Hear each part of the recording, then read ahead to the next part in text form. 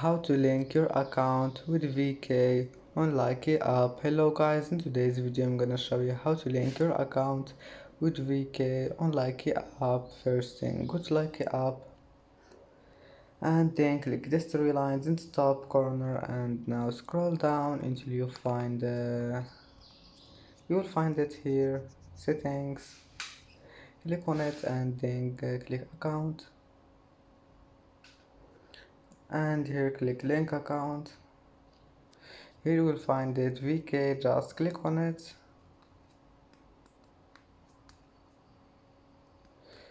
and just enter your account.